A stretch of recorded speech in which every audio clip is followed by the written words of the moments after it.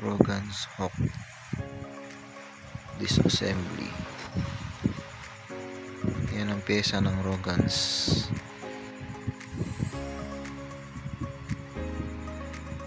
Yan yung trigger mechanism niya. Pag kinasa mo siya rito, kakawit siya dyan. 1 cup, 2 cup.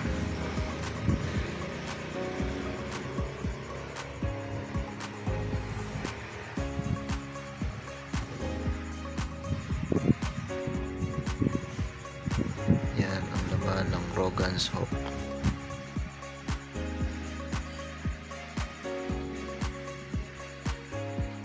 Napaka-solid ng pagkakagawa. Ultimo sa kaliit-liitan ng pyesa. Pati yung trigger niya nilagyan nila ng tanso. Nilagyan nila ng tanso yung suotan ng pin.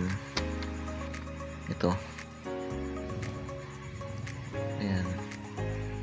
Suotan ng pin para hindi kalawangin.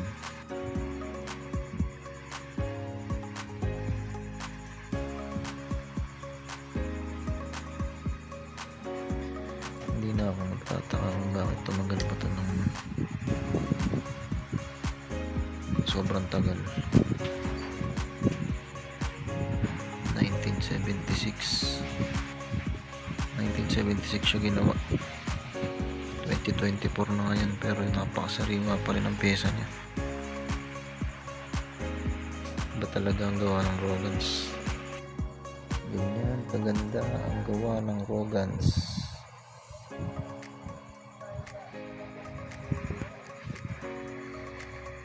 Yan, ganyan siya. Ito, dyan talaga yan. Ginawa siya para dyan talaga yan.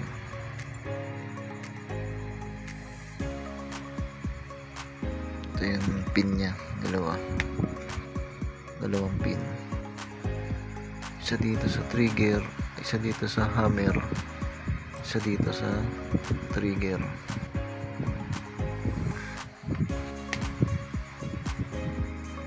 Ito yung logo niya, napakaganda pa. Halos lahat ng karamihan sa piyesang ginamit, pati tornilyo, gawa sa brass tanso.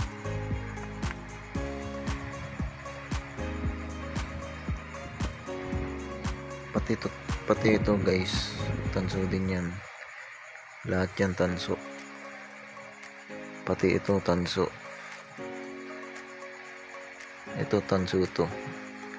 Ito hindi ko alam, parang alloy yata siya. Ito tanso din. Ito parang alloy ata to, pero ito tanso to. Tanso rin yan. Yan yung tatak nya.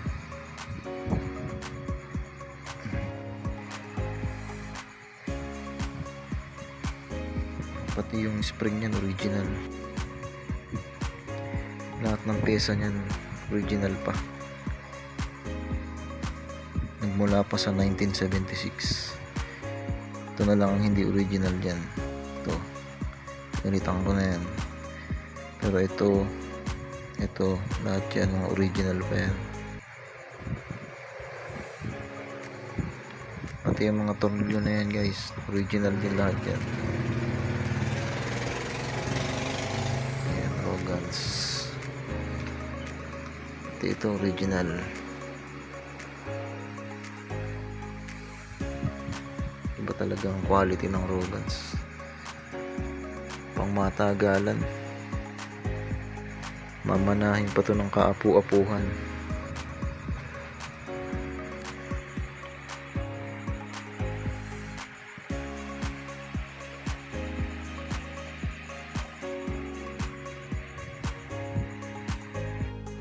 Tignan nyo naman guys, pakinggan nyo. Lagitik pa lang ng hammer, napakasarap na sa tenga.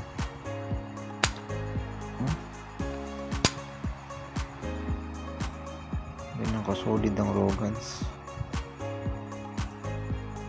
Grabe.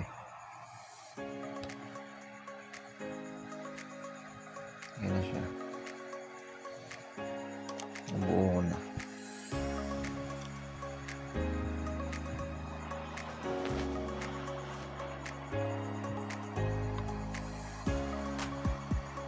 Mga nagbabalak bumili ng airgun dyan,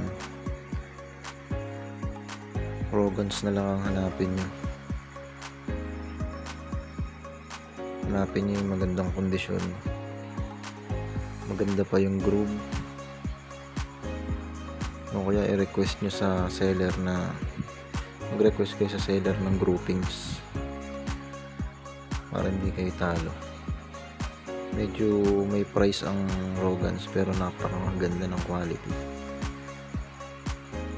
Kaya kung hahanap, bibili ka ng bagong airgun ngayon na tig 10,000, mag Rogans ka na lang. Old but gold.